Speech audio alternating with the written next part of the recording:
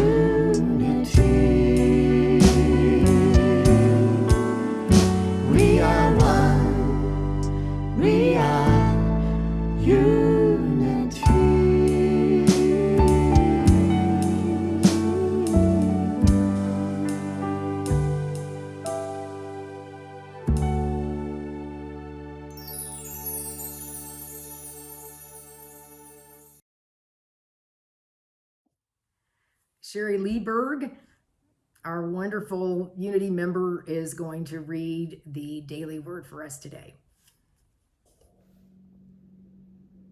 We continue now with the reading of the daily word, remembering that we are one with millions of readers of the daily word all over the world.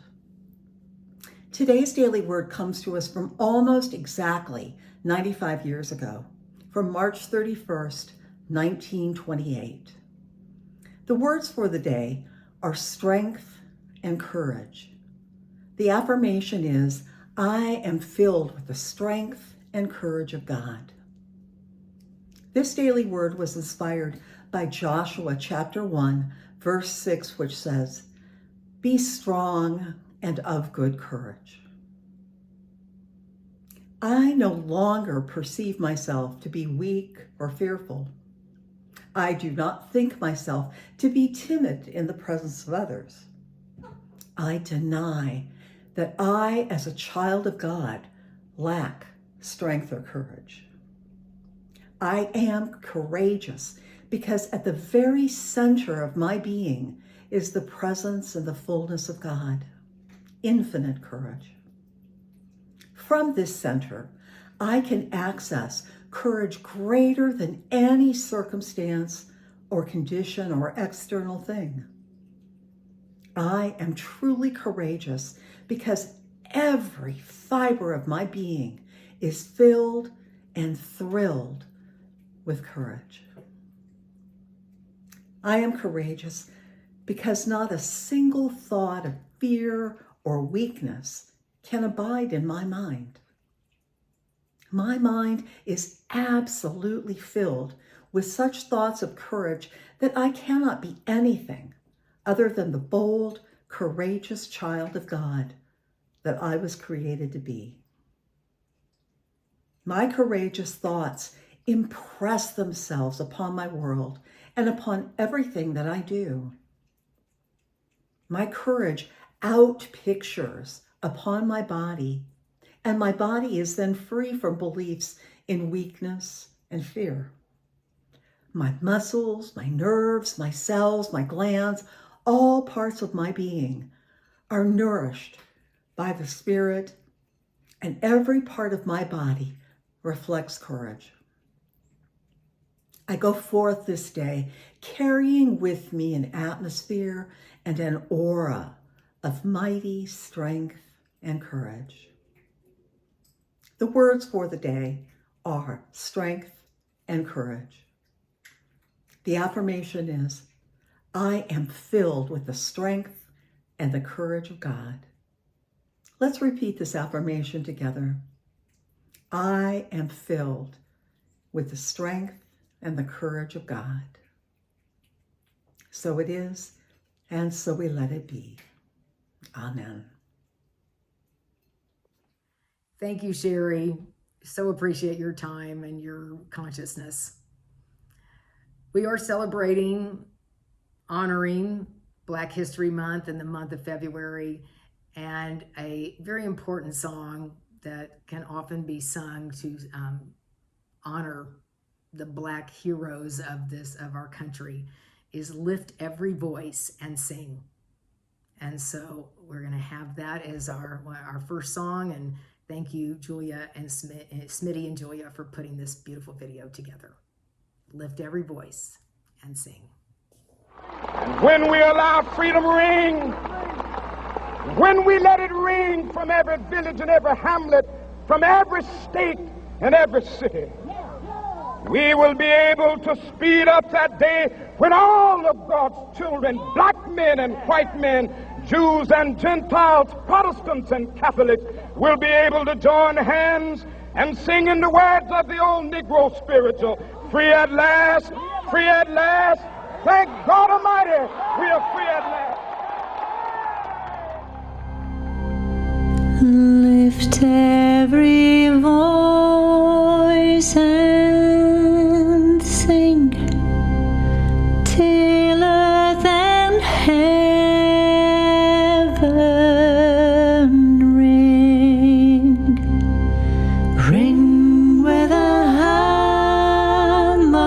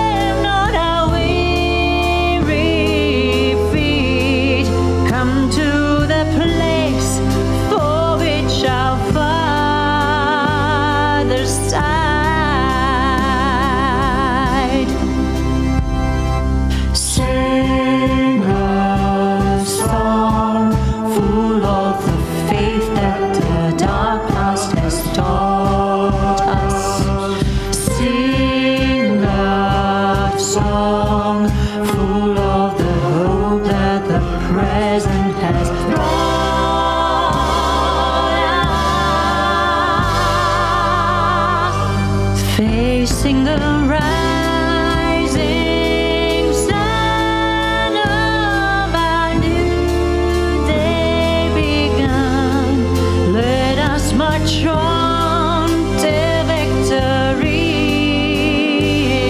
is won. God of our weary years, God of our silent tears, Thou who hast brought us thus far all the way, Thou who hast by Thy might led us into the light, keep us forever in the path we pray. Shadow beneath Thy hand, may we forever stand true to our God, true to our native land, true to our God, true to our native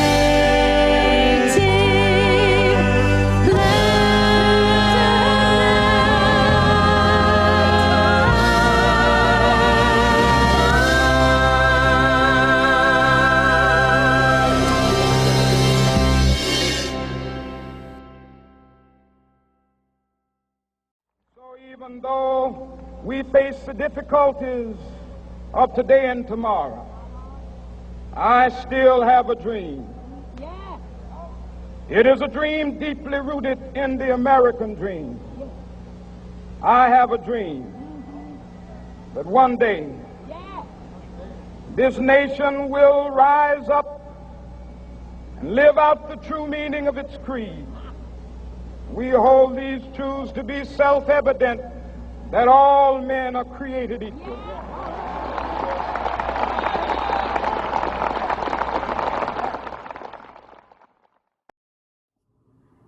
Lift every voice and sing. And we're part of what is called unity. And we want to be available and to be supportive and acknowledging of every voice. But that is why we have Black History Month and all of the other months that are for people in this country that are marginalized, that their voice is not heard, their voice is not acknowledged as it should be. And so my talk today is about the faith of one of our heroes of Black History Month, and that is Harriet Tubman. But my talk is also about my personal journey with understanding what diversity, inclusivity is, especially as a white person in this country. It is also about unity and unity's past and the ability to not make ourselves bad and wrong, but to be willing as spiritual people that are interested in awakening, to see what it is that we cannot see, or what it is that we didn't need to see, being who we are. To look at the bias that everyone has, and to see if that filter is clean, if you're able to see the world and see others truly as yourself, and even more than that, to understand what the life has been for others, to have that level of compassion. So we celebrate this month that actually came into being in 1976. We celebrate Jackie Robinson and Rosa Parks and Martin Luther King Jr. and Barbara Jordan and Oprah Winfrey. And we also honor the lives of George Floyd, and more even recently, the death of Tyree Nichols.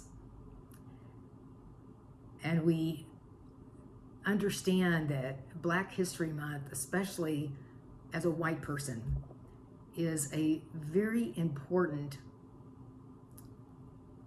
ability to see again what we haven't seen because we haven't had to. You know, I grew up in Texas in the South, and I went to a white school. My religion was in a white church. My experience of life was with white people. And I did not understand the experience of Black people in America. I believed that I was open to it, but I never had to learn it because I didn't have to. And for those of you who are listening to this talk and came from families where civil rights were discussed, and there was a engagement with that conversation and engagement with people of different backgrounds, that's beautiful. You know, my parents traveled a lot, and it was sort of that the people that were different lived in different countries. And the history that I learned in school, and the history that a lot of people learn in school, is white history. And it's not Black history. And I believe personally the reason that that's not taught is because of what is called systemic racism. It is because the leaders of this country for years until very recently with President Obama were all white. If you go to the Ronald Reagan Museum, you drive in and they have all the pictures of the presidents and they're all white. And so if that is your reference, there's really nothing to do. And there's nothing that you think there is to do. And so this conversation, again, is not about making anyone wrong, but it is the opportunity that I have found so valuable to learn some skills to be a more enlightened individual and to walk this planet with an open heart and an open mind. So we begin looking at this incredible woman, Harriet Tubman. Harriet was born into slavery. She was born in Maryland, and she became what was called the Moses of her people. She was born a slave, and actually her mother was the slave of a man that when he passed, she was supposed to be free, her mother, and that was not acknowledged. And so Harriet became a slave also. She married a free man named John Tubman, and she at some point thought she could become free, but her owners did not let her have that experience. And at one point, it seemed that she was going to be sold down south, which we know was a much more difficult situation for slaves. And so she fled. And the reason I talk about this in a Sunday service is it was her faith. She was so connected and had a very ongoing dialogue with the God of her understanding. And she heard voices, she was guided all along the way.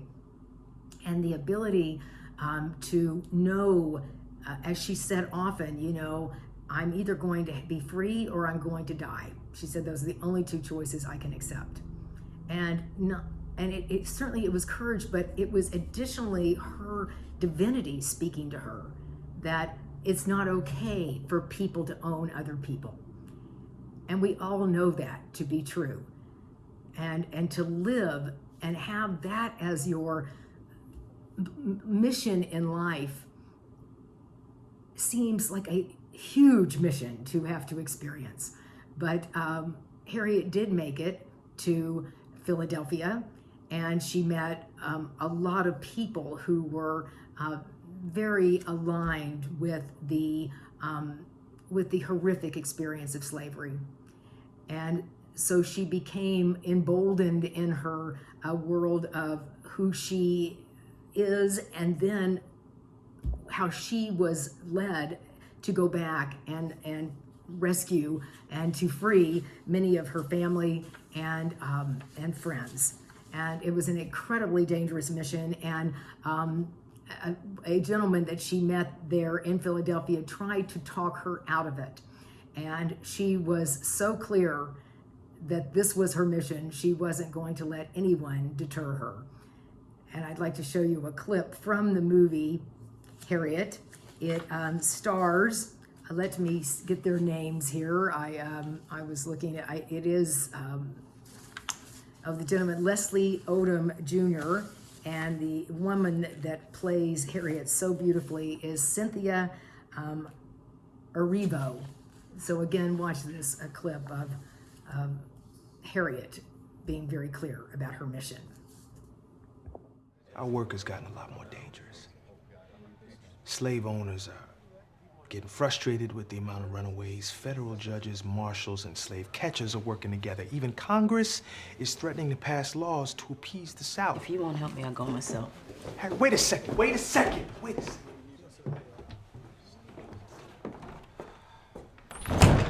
Harriet, I can't have you risking your life for this network because you're lonely. Rescuing slaves requires skill and careful planning. It requires reading, Harriet. Can you read a sign or a map? Can you read it all? I put my attention on trying to hear God's voice more clearly. Do you know what would happen if you got caught? They would torture you until you pointed them right to this office. You got lucky, Harriet. And there's nothing more you can do. Don't you tell me what I can't do. I made it this far on my own. God was watching, but my feet was my own. Running, bleeding, climbing, nearly drowned, nothing to eat for days and days, man. I made it. So don't you tell me what I can't do. It was 1849 when Harriet made it to Philadelphia. And as you could see, her spirit led her to go back. And she said, I can't live knowing that there's more and all the people that are living in this hell, this prison of being owned by others. She went one group at a time. It says she brought relatives and friends out of her state using the network of the anti-slavery activists and safe houses known as the Underground Railroad. She traveled by night in extreme secrecy, and it said, as it says, Moses never lost a passenger. During the American Civil War, she served as an armed scout and a spy for the Union Army. And in later years, Tubman was an activist in the struggle for women's suffrage. So we can see Harriet's life was all about doing what was right, not only for herself, but for others. What was true, what was clear to her was the way to live. People should not own people. We are very clear about that truth. And to me, Black History Month, prior to the murder of George Floyd, was the admiration of Martin Luther King, the quotes, the amazing way that these people persevered with their life on the line. Often was the usual case. And it's brought me to consider my own life as a spiritual being and my own commitment to awakening, and to be able to get uncomfortable at times. It's interesting, when I first found Unity 35 or so years ago, it was so exciting because I had lived most of my life with this outer God, probably white, and a male, and just this sense of really not connecting with the divinity within me. And as I found Unity and practiced these principles, it was very exciting and extraordinary, and all kinds of things were changing in my life, especially my feeling about myself. But then there's been many times where I've hit a wall of something I believed, something about myself that I wanted to release, something about life. Sometimes it's been surprising to say, I didn't know I had that bias. I had that prejudice. I didn't know. My friends I have many friends that are gay, and they will say, you didn't have to struggle with that because you didn't have to. It wasn't your experience in life. And so when I'm talking about Black History Month, what has occurred to me was how little I didn't know. When I was a master's, so I was getting my master's in marriage and family therapy, there was a course that we were, it was called Multicultural Counseling, and there was an article we read that was called Unearned White Privilege. And I read that article, and I had never even considered anything like what that article was saying. That as a white person, when I walk around the planet, because of the color of my skin that is completely unearned, I have benefits. Doors open for me. I go in stores and people don't think I might be stealing something, or that I'm, some, person that's, from the wrong side of the tracks, or whatever that would be called. And the article, kept talking about how when you are not exposed and there's not a conversation about the other, in the sense of another person's life experience is so much different than yours, you don't have that conversation, and it limits you to be the awakened spiritual being that I know we are all connected and deciding to be.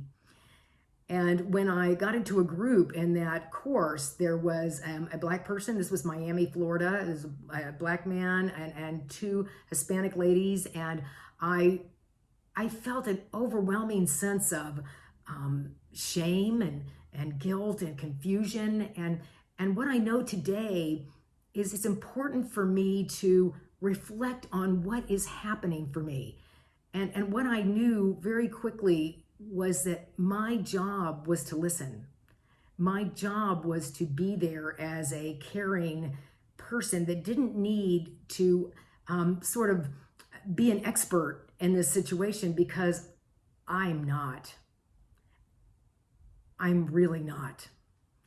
And it was very awakening. And what I love about what we do here at Unity, it stopped me in my tracks.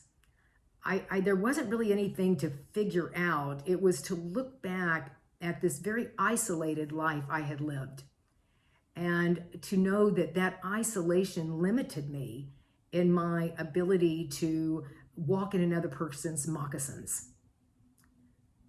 And there was something else that became very clear to me was, as I've shared, I'm a recovering alcoholic, but I can walk in a room and you don't know that I'm an alcoholic or I'm a recovering alcoholic. But if I have Black skin, you cannot hide that. If I'm a person of color, you cannot hide that. And that has affected people's lives severely. And I want to be a person that is interested in how other people have lived. I want to be able to be a person that can have that kind of compassion. So what happened to me during after the murder of George Floyd, and we all watched a man being murdered on a video. It was the most horrific experience for everyone that watched that. And everyone that experienced the lack of care from person to person.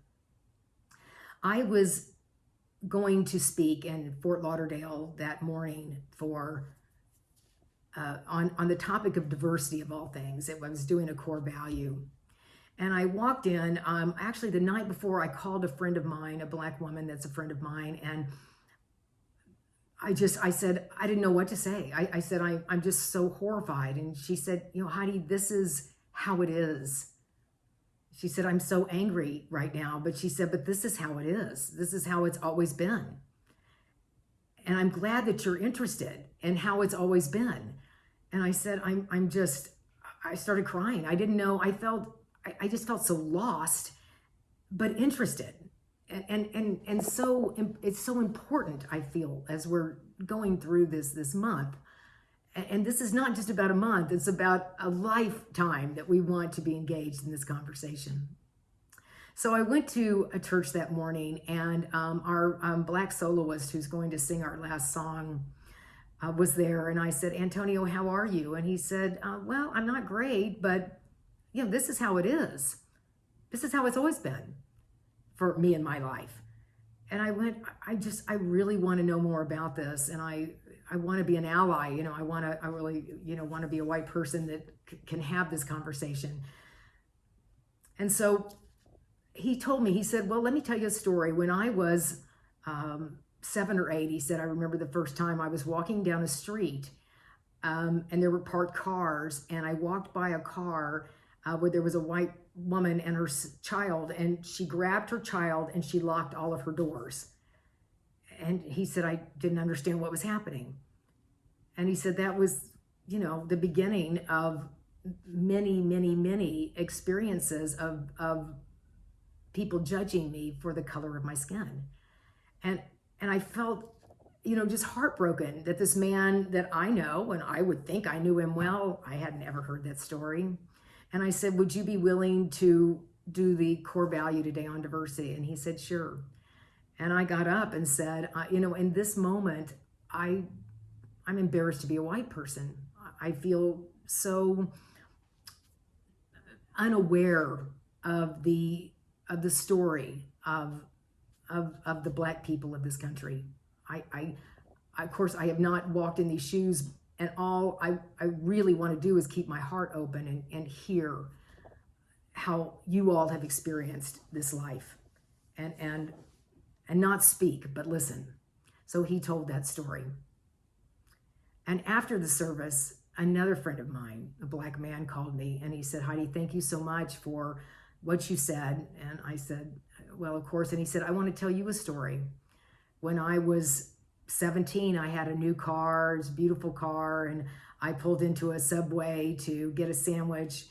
And he said, I was just there ordering a sandwich, and police came in and put me up against a wall and handcuffed me. And I had to just stand there for 10 minutes, 15 minutes until they figured out that I was not the person they were looking for that looked a lot like me, what the police said. And he said, he's married to a white man. And he said, I rarely drive my car.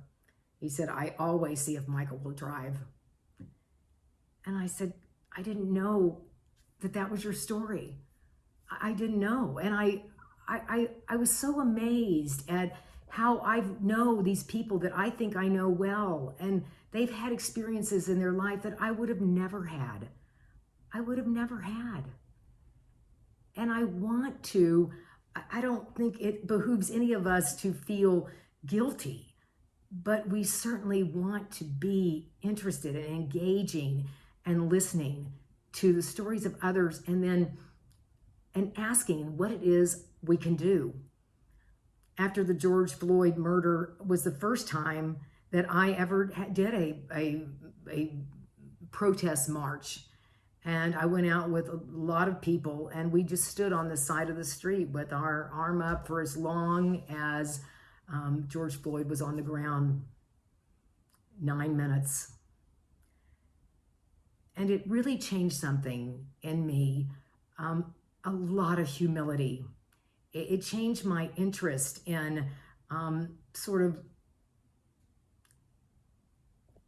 I need to speak more. I'm some kind of expert, or just because I'm on a spiritual path that I know about the path of others, because I don't.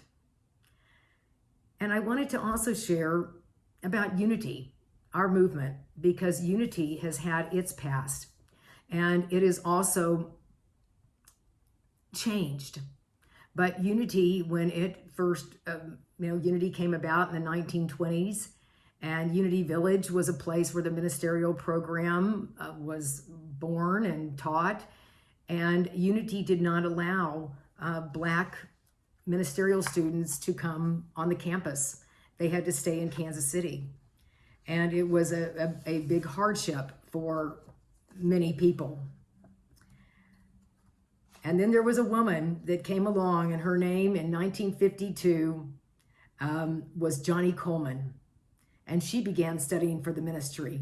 She had been drawn into these healing principles taught by Unity after she was diagnosed with terminal illness and had been given 6 months to live.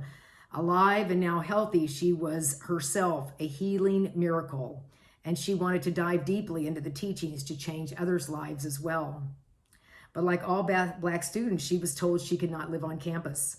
So for 2 years, Coleman commuted 15 miles each way from the YWCA in Kansas City. And one day on her way to school, her car broke down in the pouring rain. By the time she got to campus, she'd had enough, she wrote later. Dripping and wet, she found her other ministerial students, her white classmates, and she told them, "I can't take this anymore. I'm finished. I won't be coming back." And her classmates wouldn't accept it.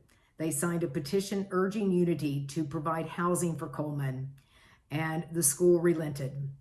Unity offered her a cottage at the end of the farm where some of the workers lived. It was not a nice cottage. They expected me to say no, but I said, "Fine, take me to it." Johnnie Coleman, she said, "I made up my mind the first night in that cold cottage that I would be very aware of all people in my ministry. I knew that the series of events that I had experienced would no doubt make me a leader among my race.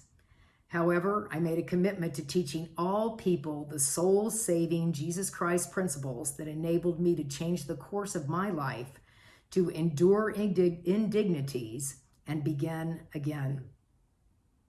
And after that, the training brochure no longer said that Black students would have to live in Kansas City.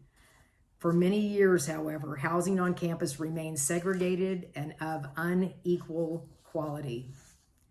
Johnnie Coleman moved on to spectacular success. She started eventually the Chicago Christ Unity Temple. And for nearly 20 years, she stayed in Unity, wrangling periodically with her white colleagues and the Association of Unity Churches, now called Unity Worldwide Ministry, which was formed as a standalone profit in 1966 to support ministers and ministries. Coleman left Unity and created a branch of New Thought called the Universal Foundation for Better Living, which now has churches and study groups in North and South America and in the Caribbean. And she actually renamed her Chicago church Christ Universal Temple, taking Unity out of the name. And she founded Johnnie Coleman Theological Seminary. She died in 2014 at age 94. But she was our Harriet Tubman. She was the Moses for many people that wanted to be Unity ministers that were not representative. Rosemary Fillmore Ray, the granddaughter of Charles and Myrtle Fillmore, was among the Unity leaders who have reflected on Johnnie Coleman's story with embarrassment and regret. She wrote in her book, "That's Just How My Spirit Travels," she wrote, Today it is difficult to believe that Unity would participate in such a blatant discrimination. The only excuse I can find, and a sorry excuse it is that Unity had never before become involved in social issues, and that the school was simply following the culture of the community of which it was a part. Johnnie Coleman let her voice be heard, and by so doing, she made an important contribution to Unity and its future. She is living proof that if you stand on principle and move forward with faith, there is no mountain that cannot be moved. And so we celebrate the idea of let every voice sing. lift every voice and sing. It is, as we've said here with Unity, people are doing and have done what they could do with the community they were in. But as Rosemary said so well, it's not enough to just say, I'm sorry. It is so important to acknowledge the heroes that have changed their communities and are still changing the world. And clearly with George Floyd and this last beautiful young man in Memphis that was killed, there is a lot of work to do.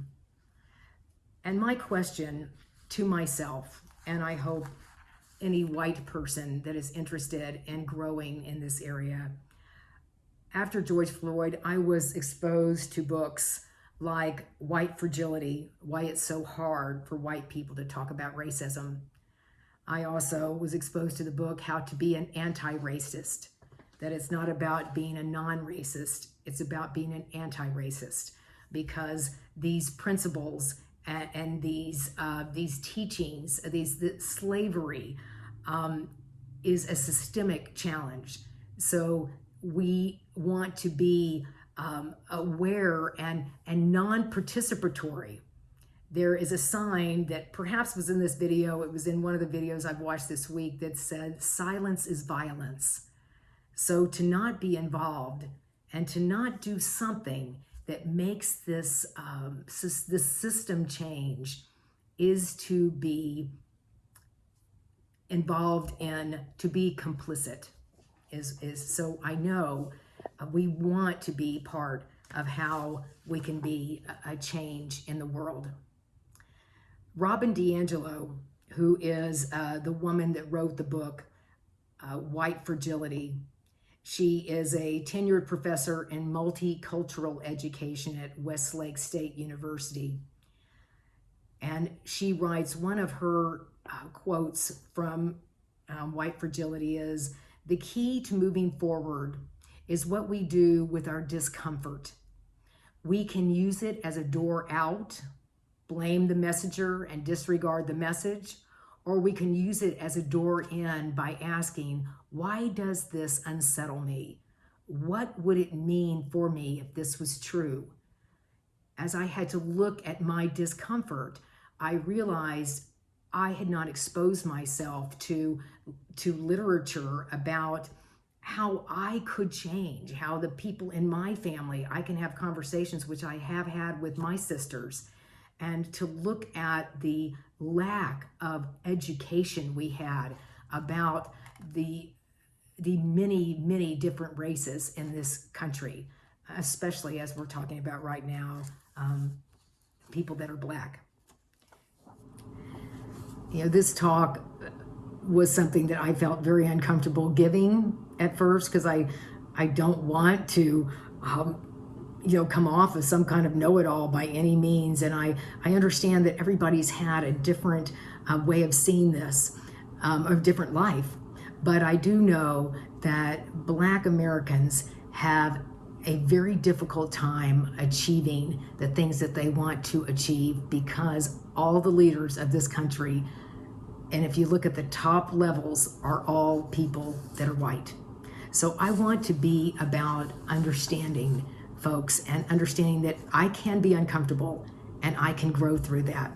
And then I can be of help. Otherwise, I can't. You know, a Bible teacher in ministerial school told me, she said, Heidi, you know, ministry is to comfort the afflicted and afflict the comfortable. So if we feel afflicted by this, it's important that we look into why we do, rather than blaming anyone for that feeling. One of my favorite human beings that ever lived was Martin Luther King Jr., and I'll close with his quote. He says, the ultimate measure of a person is not where one stands in moments of comfort and convenience, but where one stands in times of challenge and controversy. Let us continue to be the light by which others can see.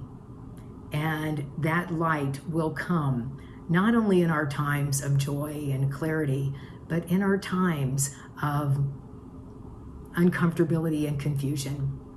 But as Martin Luther King supported us in saying, that challenge and controversy and getting through that is the ultimate measure of a person. We are spiritual beings having a sometimes messy human experience. Lots of love.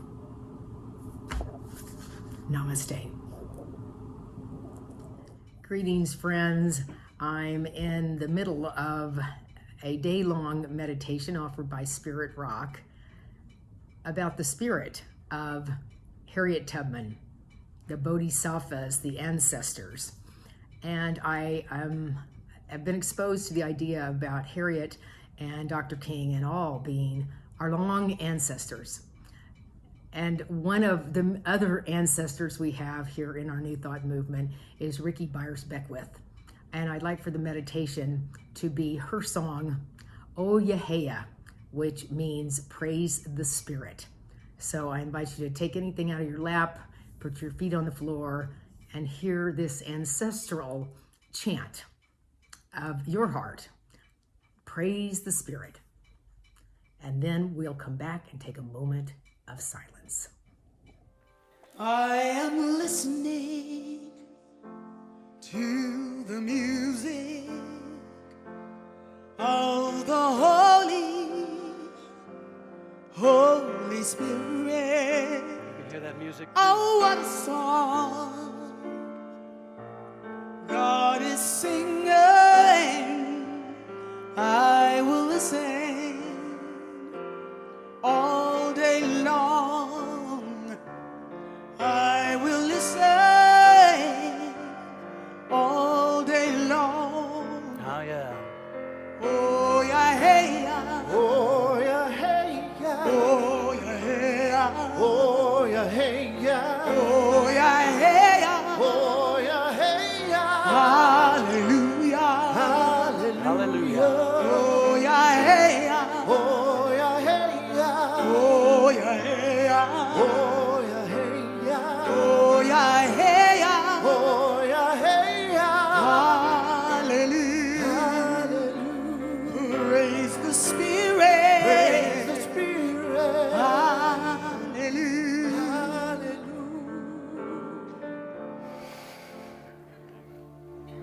Oh yeah, hey yeah. Oh yeah, hey yeah. Oh yeah, hey yeah. Oh yeah, hey yeah. Oh yeah, hey yeah. Oh yeah, hey yeah. Hallelujah. Hallelujah. Oh yeah, hey yeah. Oh yeah, hey yeah. Oh yeah, hey yeah. Oh yeah, hey yeah. Oh yeah, hey yeah. Oh yeah, hey yeah. Hallelujah. Hallelujah. Praise the Spirit. Praise the Spirit. Hallelujah. Hallelujah. Oh yeah, hey yeah. Oh yeah, hey yeah. Oh yeah, hey yeah. Oh yeah, hey Oh yeah. yeah, hey yeah. Oh yeah, hey yeah. Hallelujah. Hallelujah.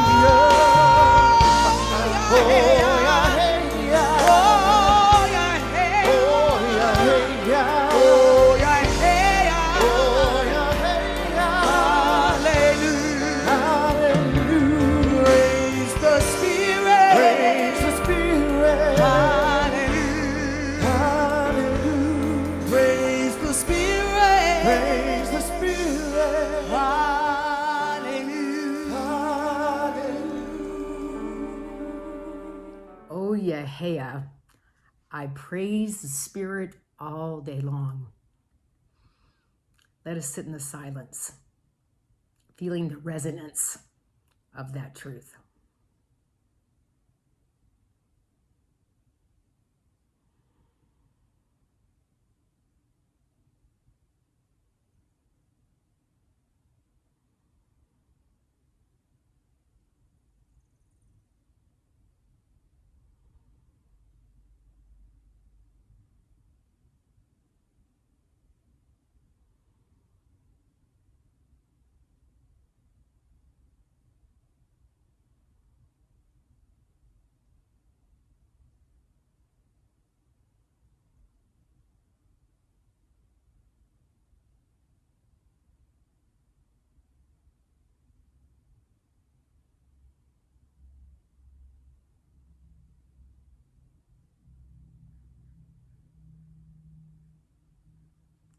as we return to and pay attention to this breath, we realize we are born for a purpose. And we have generations and generations of ancestors. And all of these people that we admire are a part of us. Dr. King and Maya Angelou, Ricky Bars Beckwith, Oprah,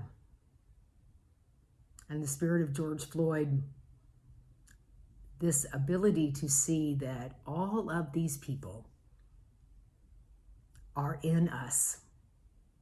Our heart expands as we consider the divine appointment that is your life. Thank you, Spirit, for revealing what needs to be revealed and healing what needs to be healed, and the ability to shine our light very bright so others may see even better. And we hold hands and we live the dream that is the love on this planet, right here and right now. And so it is. All right, it is now time for us to be part of the ongoing of Unity of Ventura. We celebrate the energy of money, the way that it flows into our life, and we give where we are spiritually fed, and we create the space for it to come right back. Thank you all for supporting Unity of Ventura. It's a wonderful place. It's my spiritual home, and I know it's yours. So the ways to give, you'll see the slide right now. You can go to our website and click donate, and you can give with a credit card. Under the fund, it'll say you go to general budget. Let's see, you can Venmo, and you can also, we still have our address at Poinsettia Pavilion, which is right there. You can mail a check. Just know that you allow this place to be here for you and for many others. All right, so hold your one of many channels of good in your hand, and let us say our love offering affirmation. Divine love through me blesses and multiplies all that I have, all that I give, and all that I receive. And I am grateful. Thank you, God.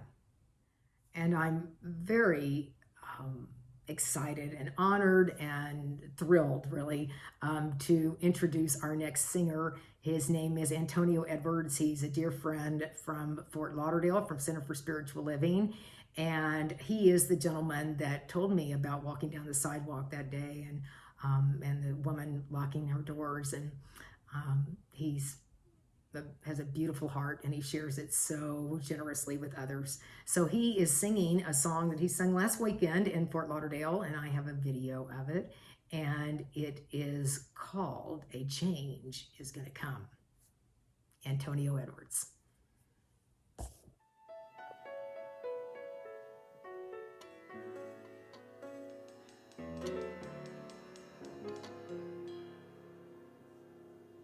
I was born by a river in a little tent, and oh, just like that river I've been running ever since.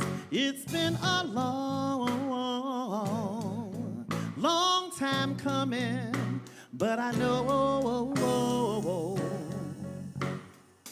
a change is gonna come. Oh, yes, it will. It's been too hard living, but I'm afraid to die. I don't know what's up there beyond the sky. It's been a long, long time coming, but I know a change is gonna come. Oh, yes, it will. Now I go to the movies and I go downtown. Somebody's out there telling me, don't hang around. It's been a long, a long time coming, but a change is gonna come. Oh, yes, it will. Listen. So now I go to my high brother and I say, brother, won't you help me please?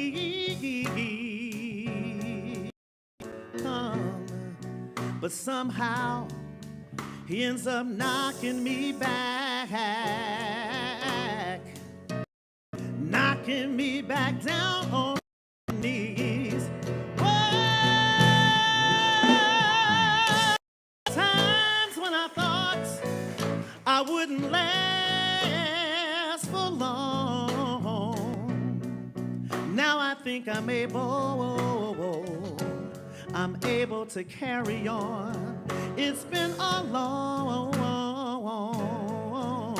long time coming, but I know a change is gonna come. I know a change is gonna come. I said I know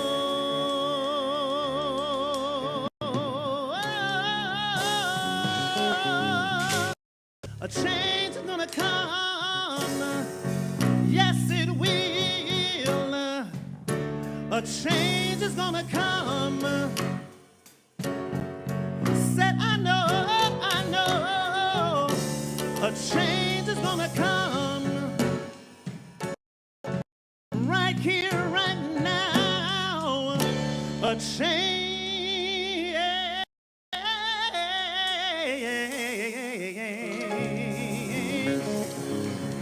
is gonna come.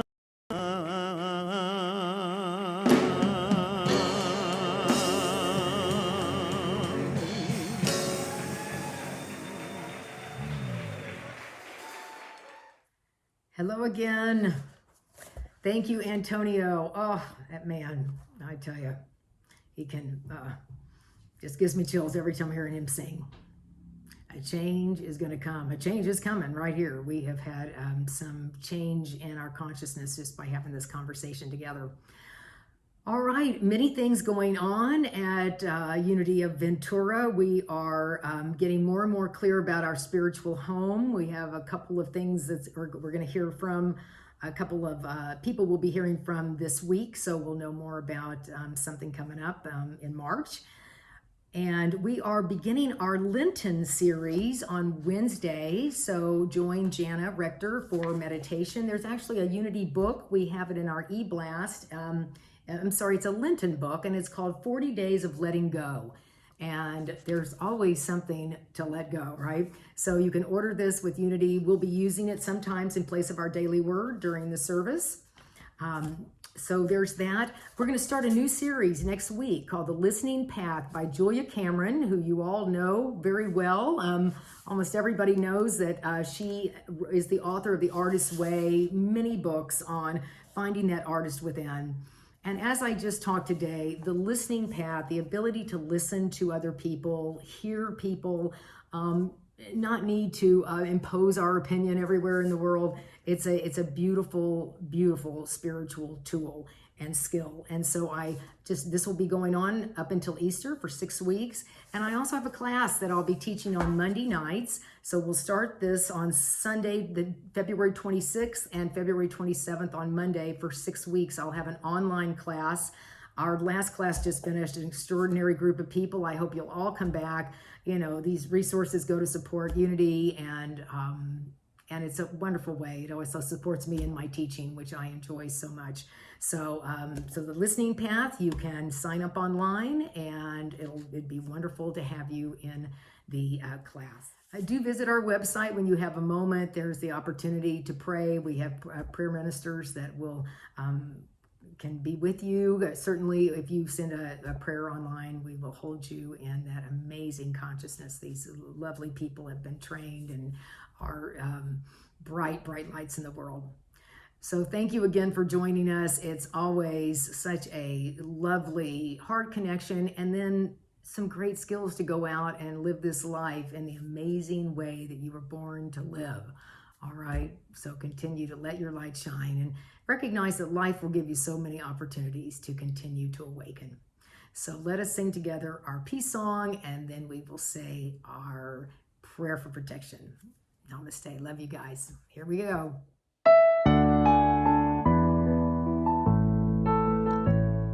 Let there be peace on earth, and let it begin with me.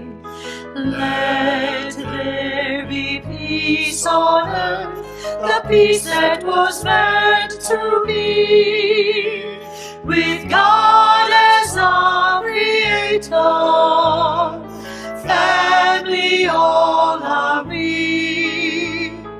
Let us walk with each other in perfect harmony. Let peace begin with me. Let this be the moment now. With every step I take, let this be my joyous love. To take each moment and live each moment in peace eternally. Let there be peace on earth, and let it begin with me.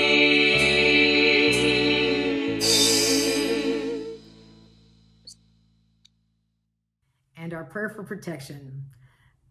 The light of God surrounds us. The love of God enfolds us. The power of God protects us, and the presence of God watches over us. Wherever we are, God is, and all is well. Have a beautiful week. Stay on and talk to us if you have time. Be the light that you are, dear ones.